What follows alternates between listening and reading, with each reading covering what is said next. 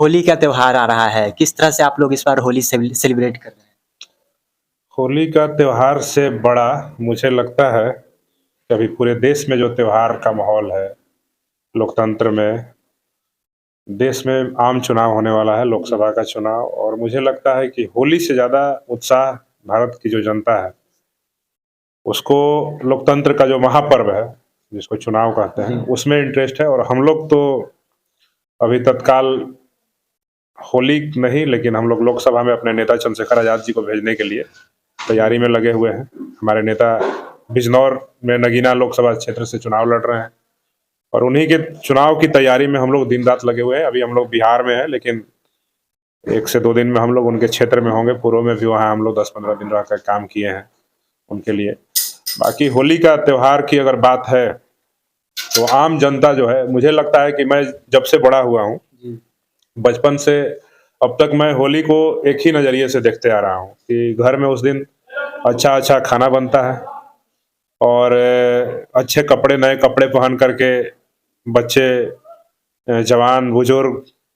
माता जी या फिर जो भी दादी जी या तमाम जो लोग हम परिवार में होते हैं,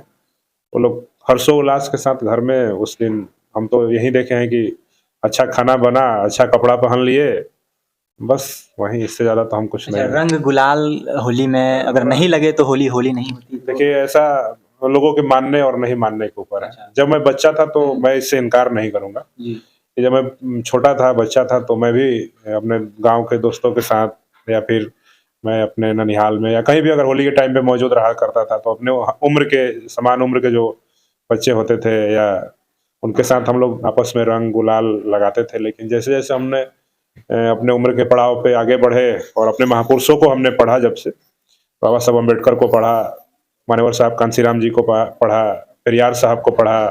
रैदास जी को पढ़ा और तमाम जो महापुरुष, बहुजन महापुरुष हैं, जिन्होंने समय-समय पर इस देश में एक समाज को, मानवता को आगे बढ़ाने के लिए संदेश दिया है। उन महापुरुषों के जीवनी को जान करके, उनको पढ़ करके, उनके जीवनी से हमने सीखने का काम किया और अपने जीवन में उतारने का काम किया है। तो मुझे अब किसी पर्व त्योहार में, चाहे होली हो, दशहरा हो, होलिका दहन हो, दीपावली हो, इन सब चीज़ों में हम लोग का इंटरेस्ट अब रहा नहीं। तो हम लोग को ज़्यादा उत्सुकता नहीं होती है होली को लेकर के अब। हमारे दलित भाइयों-बहनों जो देख रहे हैं, उनको किस तरह से होली की शुभकामनाएँ देना चाहेंगे? क्या संदेश रहेगा? होली की शुभकामनाएँ मेरे तरफ से यही है कि अभी सबसे बड़ा महापर्व इस देश में है, जी। चुनाव और उस चुनाव में जैसे कि आपने कहा कि दलित समाज को क्या संदेश देंगे, बहुजन समाज को क्या संदेश देंगे, तो बहुजन समाज, दलित समाज को मेरा एकमात्र संदेश है कि आपके हक और अधिकार पे डाका डालने वाली इस देश में सरकार है, जो आरएसएस के द्वारा संचालित होती है, कि जो आरएसएस अपने किताबों में ही अपने संगठन को चलाने वाली जो किताबें हैं और जिनके विचारधारा पे आरएसएस और भाजपा काम करती है, उनकी किताबों में ही दलितों, पिछड़ों, आदिवासियों, महिलाओं के खिलाफ इतने षड्यंत्र किए गए हैं और इतनी बुरी-बुरी बातें लिखी गई हैं। तो मुझे लगता है कि सबसे पहले होली का त्योहार छोड़ करके इस देश की जनता को, जो 7 चरणों में चुनाव है पूरे देश के अंदर, उस चुनाव में भाग लेकर के इस देश से आरएसएस और भाजपा की जो सरकार है, उसको हराने में अपना योगदान देना चाहिए। तब जाकर के मुझे लगता है कि बहुजनों का, दलितों का, पिछड़ों का, आदिवासियों का,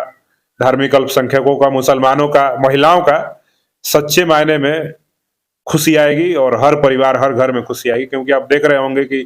जब से इस देश में भाजपा आरएसएस की सरकार है, कोई ऐसा राज्य नहीं है जहाँ पे दलित बेटियों के साथ बलात्कार नहीं हो रहा है, महिलाओं के साथ जबरदस्ती नहीं हो रहा है, उनके साथ छेड़छाड़ नहीं हो रहा है, दलितों की हत्याएं नहीं हो रही है, आदिवासियों की जल जंगल जमीन नहीं छीने जा रहे हैं। तो मुझे लगता है कि होली मनाने से पहले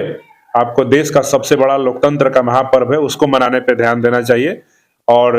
उसमें भागीदारी, ज़्यादा से ज़्यादा भागीदारी करके इस देश में भाजपा और आरएसएस की जो सरकार है, उसको हराने के लिए आपको एक-एक वोट भाजपा के खिलाफ देने का काम करना चाहिए। तब जाकर के मुझे लगता है कि लोकतंत्र का महापर्व सफल हो पाएगा।